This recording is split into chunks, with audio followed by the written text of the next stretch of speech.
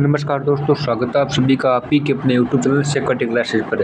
तो दोस्तों, आज हम आप लोगों के बीच में एक बार फिर से सीटी 12th लेवल के लिए अति महत्वपूर्ण प्रश्न की क्लास लेकर आए हैं। दोस्तों, आज हम आप लोगों को हिंदी, राजस्थान जी के, इंडिया जी के और रीजनिंग यानी सारे सब्जेक्ट के अति महत्वपूर्ण प्रश्न करवाएंगे, जो कि परीक्षा दृष्टि से अति महत्वपूर्ण रहने वाले हैं। तो आपने अभी तक सिक्योरिटी क्लासेज को सब्सक्राइब नहीं किया तो सिक्योरिटी क्लासेज को सब्सक्राइब कर देना और नोटिफिकेशन बेल को ऑन कर देना, जिससे क्या होगा, जो भी क्लास आएगी तो उसका नोटिफिकेशन आपको मिल जाएगा।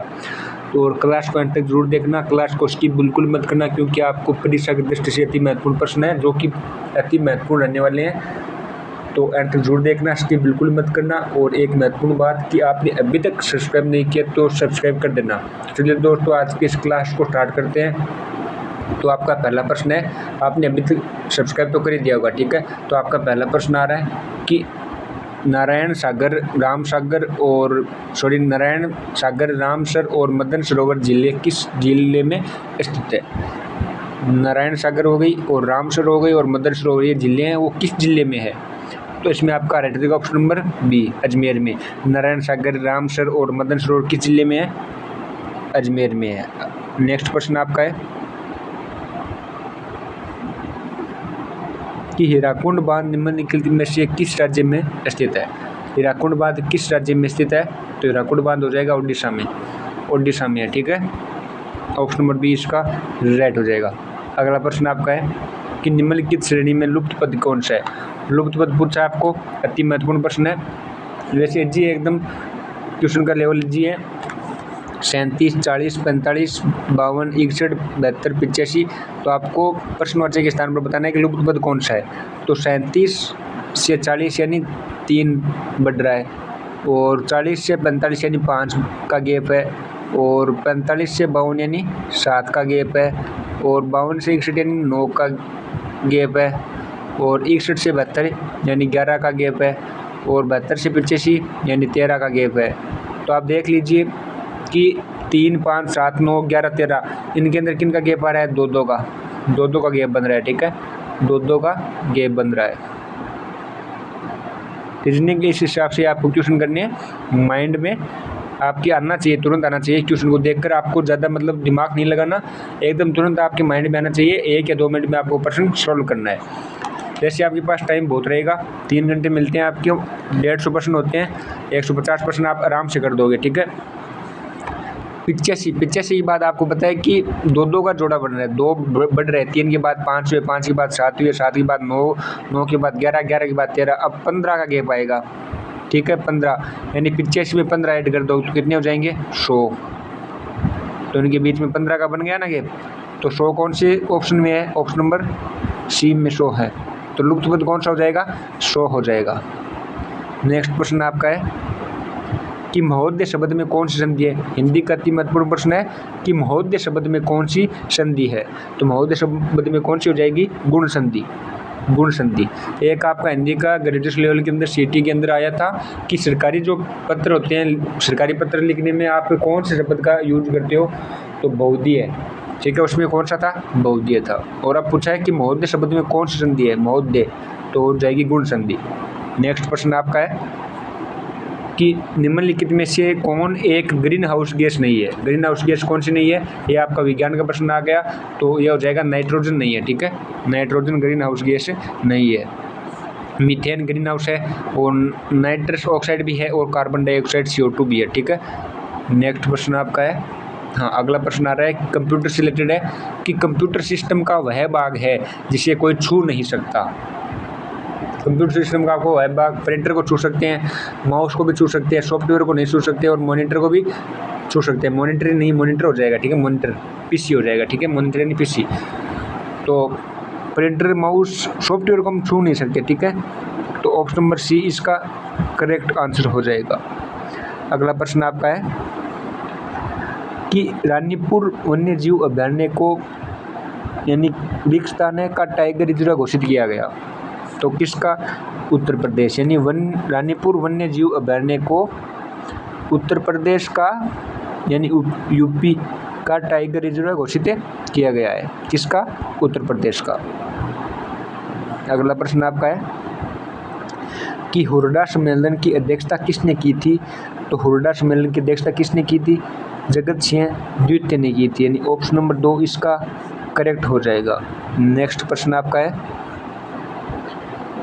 कि निम्न में से कौन सा माउस का एक प्रकार नहीं है? माउस का कौन सा प्रकार नहीं है?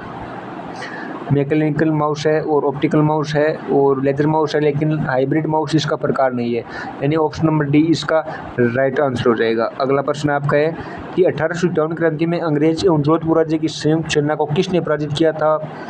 तो तांत्या टोपे ने स्टार लगा लो कि 1857 क्रांति में अंग्रेज एवं जोधपुर राज्य की संयुक्त सेना को किसने पराजित किया था? तो तांत्या टोपे ने किया था। ऑप्शन नंबर ए इसका राइट आंसर हो जाएगा। अगला प्रश्न आपका है कि राजस्थान में जेंटलमैन एग्रीमेंट कब हुआ था? राजस्थान में जेंटलमैन एग्रीमेंट कब हुआ था? ये भी अति महत्वपूर्ण प्रश्न है। वर्ष 1942 को राजस्थान में जेंटलमैन एग्रीमेंट हुआ था। इसका आंसर सही कौन सा हो जाएगा?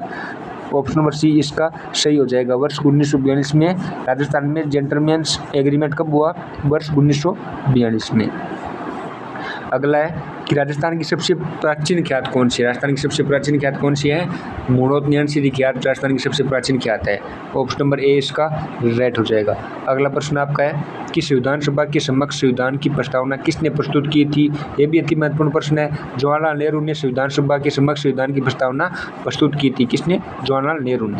अगला प्रश्न आपका है कि बेणेश्वर धाम किन 3 नदियों के संगम पर है? बेणेश्वर धाम किन 3 नदियों के संगम पर है? सोम, माही और जाखम, यानी ऑप्शन नंबर डी इसका राइट हो जाएगा कि बेणेश्वर धाम किन 3 नदियों के संगम पर है? माही, सोम और जाखम। अगला प्रश्न आपका है कि ईसीजी किस रोग का पता लगाने हेतु प्रयुक्त की जाती है? स्टार लगा लो कि ईसीजी किस रोग का पता लगाने हेतु प्रयुक्त की जाती है। आप सभी को पता होना चाहिए। ईसीजी हृदय हार्ट के रोग का पता लगाने के लिए ईसीजी प्रयोग में की जाती है। ठीक है। अगला प्रश्न आपका है कि 1857 क्रांति की लोकदेवी के रूप में किसे मान्यता प्राप्त है? स्टार लगा लो कि 1857 क्रांति की लोकदेवी के रूप में किसे मान्यता प्राप्त है? तो इसमें आपका राइट हो जाएगा सुगाली माता को 1857 क्रांति की लोकदेवी के रूप में मान्यता प्राप्त है। किसको? सुगाली माता को। अगला प्रश्न आपका है कि धूमिल तेंदुआ राष्ट्रीय उद्यान निम्न में से किस राज्य में है? धूमिल तेंदुआ राष्ट्रीय उद्यान आपका हो जाएगा त्रिपुरा के अंदर है। ठीक है, त्रिपुरा के अंदर। नेक्स्ट प्रश्न आपका है कि राजस्थान में कौन सी जनजाति सर्वाधिक संख्या में निवास करती है? तो कौन सी जनजाति हो जाएगी? मीणा हो जाएगी। सर्वाधिक जनसंख्या कौन सी जाति निवास करती है सर्वाधिक संख्या में? तो वो है मीणा। अगला प्रश्न आपका है कि भारत एक प्रथम राष्ट्रीय उद्यान कौन सा है? यानी भारत का प्रथम राष्ट्रीय उद्यान कौन सा है? पहला पूछा है आपको, तो जिम कॉर्बेट राष्ट्रीय उद्यान हो जाएगा। ऑप्शन नंबर बी इसका राइट हो जाएगा। अगला प्रश्न आपका है कि वह नदी जो राजस्थान में दक्षिण से प्रवेश करने के लिए उपरांत पश्चिम की ओर बहती हुई पुनः दक्षिण की ओर मुड़ जाती है, वह कौन सी नदी है? माही नदी। जो राजस्थान में दक्षिण से प्रवेश करने के उपरांत, यानी राजस्थान के अंदर दक्षिण से प्रवेश करने के उपरांत पश्चिम की ओर बहती है और फिर पुनः दक्षिण की ओर मुड़ जाती है, तो कौन सी नदी है? माही नदी है। ऑप्शन नंबर ए इसका राइट हो जाएगा। अगला प्रश्न आपका है कि आजीवन में कौन सा समास होगा? आजीवन में कौन सा समास होगा? अविभाव समास। आजीवन में कौन सा समास होगा? अविभाव समास होगा। अगला प्रश्न आपका है कि कुर्जा प्रजनन हेतु प्रसिद्ध खिंचन गांव किस जिले में स्थित है? तो इसमें आपका राइट हो जाएगा ऑप्शन नंबर 4 फलोदी में है। ठीक है, किस जिले में है? फलोदी। अगला प्रश्न आपका है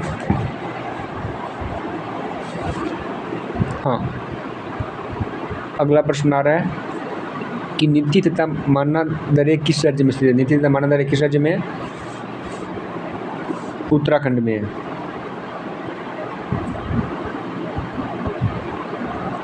अगला है कि राजस्थान पर्यटन विकास निगम यानी आरटीडीसी का मुख्यालय कहाँ पर स्थित है? तो आरटीडीसी का मुख्यालय कहाँ पर है? जयपुर के अंदर है। आरटीडीसी का मुख्यालय कहाँ पर है? जयपुर के अंदर है। यानी राजस्थान पर्यटन विकास निगम आरटीडीसी का मुख्यालय कहाँ पर है? जयपुर के अंदर है। हम्मादा क्या है? हम्मादा राजस्थान में स्थित चट्टानी मरुस्थल है, राजस्थान में स्थित है। चट्टानी मरुस्थल को क्या कहते हैं? हमादा कहते हैं। अगला प्रश्न आपका है कि राजस्थान में ध्यानचंद चोपड़ा की हवेली कहाँ पर है? राजस्थान में ध्यानचंद चोपड़ा की हवेली कहाँ पर है? सुजानगढ़ के अंदर। राजस्थान में ध्यानचंद चोपड़ा की हवेली कहाँ पर है? सुजानगढ़ के अंदर है। अगला प्रश्न आपका है कि बिसलपुर बांध परियोजना का संबंध किस नदी से है? बिसलपुर बांध परियोजना का संबंध किस नदी से है? बनास नदी से। बिसलपुर बांध परियोजना का संबंध बनास नदी से है। अगला प्रश्न आपका है कि प्लास्टर ऑफ पेरिस यानी पेरिस प्लास्टर किस से बनता है? तो ये आपका हो जाएगा जिप्सम से। प्लास्टर ऑफ पेरिस किससे बनता है? जिप्सम से बनता है। अगला प्रश्न है कि राजस्थान लोक सेवा आयोग के सदस्यों का कार्यकाल कितना होता है? राजस्थान लोक सेवा आयोग के सदस्यों का कार्यकाल कितना होता है? 6 वर्ष या फिर 62 वर्ष की आयु तक, यानी जो भी पहले होगा 6 वर्ष या फिर 62 वर्ष की आयु तक। अगला प्रश्न आपका है कि इसरदा बांध परियोजना किन जिलों में निर्मित किया जाता है? तो इसमें हो जाएगा टोंक और Sawai Madhopur. Option number A इसका राइट हो जाएगा। इसरदा बांध परियोजना किन जिलों में निर्मित किया जाता है? टोंक और सवाई माधोपुर में। अगला प्रश्न है कि नैतिक शब्द में कौन सा प्रत्यय प्रयुक्त होता है? तो नैतिक शब्द में कौन सा प्रत्यय प्रयुक्त होता है? इक। नैतिक में इक होता है, ठीक है। अगला प्रश्न है कि राजस्थान आवासन मंडल की स्थापना कब हुई? राजस्थान आवासन मंडल की स्थापना कब हुई? 24 फरवरी 1970 को राजस्थान आवासन मंडल की स्थापना हुई। अगला प्रश्न आपका है कि राज्य मानवाधिकार आयोग अपना वार्षिक प्रतिवेदन किसको प्रदर्शित करता है? तो इसके अंदर आपका राइट हो जाएगा ऑप्शन नंबर 3। राज्य सरकार को राज्य मानवाधिकार आयोग अपना वार्षिक प्रतिवेदन प्रस्तुत करता है। किसको करता है? राज्य सरकार को। कौन? राज्य मानवाधिकार आयोग क्या करता है? अपना वार्षिक प्रतिवेदन प्रस्तुत करता है। नेक्स्ट प्रश्न आपका है कि परवन वरद परियोजना निम्नलिखित में से किस जिले में क्रियान्वित की जा रही है? तो इसके अंदर हो जाएगा झालावाड़। ऑप्शन नंबर डी इसका राइट हो जाएगा। अगला प्रश्न देखते हैं आपका। हाँ, नेक्स्ट प्रश्न है कि अगर एक व्यक्ति रिकेट्स से पीड़ित है तो व्यक्ति में किसकी कमी है? मैंने आपको एक पहली क्लास में बताया था कि रिकेट्स की कमी यानी कौन से रोग से होती है? Vitamin D.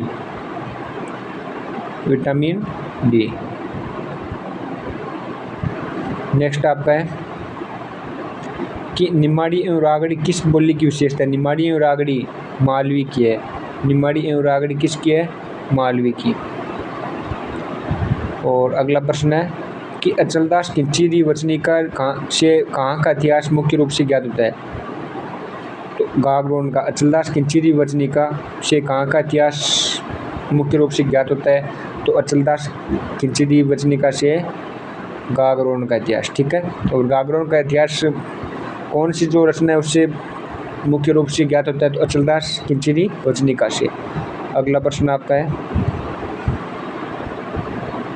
कि वियोग का विलोम शब्द है। वियोग का विलोम शब्द क्या है?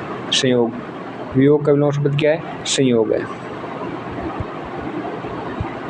अगला प्रश्न है कि निम्न में से राजस्थान के किस जिले में ताल छापर झील स्थित है? ताल छापर झील किस जिले में है? चूरू के अंदर है। चूरू के अंदर कहाँ पर है? सुजानगढ़ में। ताल छापर झील चूरू के सुजानगढ़ तहसील में है, ठीक है। और ध्यानचंद चोपड़ा की हवेली कहाँ पर है? ध्यानचंद चोपड़ा की हवेली वो भी आपकी सुजानगढ़ के अंदर है, ठीक है। सुजानगढ़ के अंदर। अगला प्रश्न आपका है कि जिस समास में दोनों पदों की प्रधानता होती है वह कहलाता है? तो जिस समास में दोनों पदों की प्रधानता होती है वह कौन समास कहलाता है? द्वंद्व समास। द्वंद्व समास। अगला प्रश्न है कि केवलादेव पक्षी विहार किस जिले में है? केवलादेव पक्षी विहार किस जिले में है? भरतपुर में। केवलादेव पक्षी विहार कहाँ पर है? भरतपुर के अंदर है। अगला प्रश्न है कि राजस्थान में कुक्कुट पालन प्रशिक्षण संस्थान कहाँ पर स्थित है? तो यह हो जाएगा अजमेर के अंदर। कहाँ पर है राजस्थान में कुक्कुट पालन प्रशिक्षण संस्थान? अजमेर के अंदर है।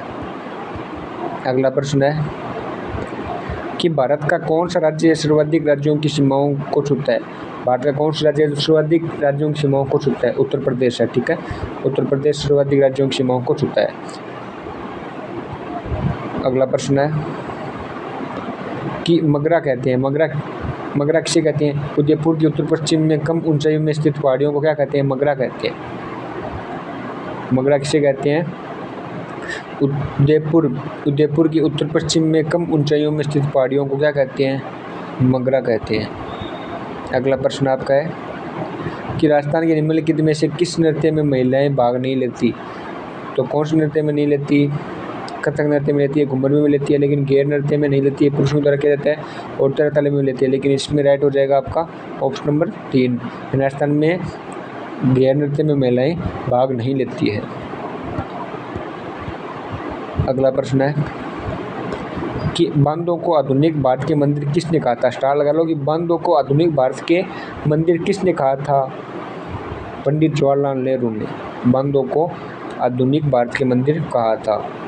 अगला प्रश्न है कि थायराइड ग्रंथि का विस्तार किसकी कमी के कारण होता है? थायराइड ग्रंथि का विस्तार आयोडीन की थायराइड का विस्तार आयोडीन की कमी के कारण होता है। अगला प्रश्न है कि मुख्यमंत्री डिजिटल सेवा योजना 2022 का संबंध है। स्टार लगा लो कि मुख्यमंत्री डिजिटल सेवा योजना 2022 का संबंध किससे है? तो महिलाओं के लिए निःशुल्क मोबाइल फ़ोन से है। मुख्यमंत्री डिजिटल सेवा योजना का संबंध महिलाओं के लिए निःशुल्क मोबाइल फ़ोन से है। और ये किसने स्टार्ट किया था? मुख्यमंत्री कौन थे? तो अशोक गहलोत थे, ठीक है। अगला प्रश्न है कि राजस्थान पंचायत अधिनियम किस वर्ष में लागू किया गया था? स्टार लगा लो कि राजस्थान पंचायत अधिनियम किस वर्ष लागू किया गया था? तो ये किया गया था 1953 में राजस्थान पंचायत अधिनियम लागू किया गया था। अगला प्रश्न है, आज का अंतिम प्रश्न है कि ताल छापर अभियान किसके लिए प्रसिद्ध है? ताल छापर अभियान कहाँ पर है? चूरू के सुजानगढ़ तहसील में है, ठीक है। और किसके लिए प्रसिद्ध है? काले हिरण के लिए। काले हिरण के लिए ताल छापर अभियान प्रसिद्ध है। ऑप्शन नंबर बी इसका राइट हो जाएगा। दोस्तों आज की क्लास यहीं पे समाप्त होती है। आज हमने आपको 50 प्रश्न करवाए। आपके 50 में से कितने क्वेश्चन राइट हुए ईमानदारी से कमेंट करके बताना। और आपको आज की क्लास किस लगी ये भी कमेंट करके ज़रूर बताना। और क्लास अच्छी लगे तो लाइक करना और अपने दोस्तों के साथ शेयर करना और चैनल को सब्सक्राइब करना ना भूलना। धन्यवाद दोस्तों, बन रहे सिक्योरिटी क्लासेज के साथ। Like share and subscribe security classes. धन्यवाद।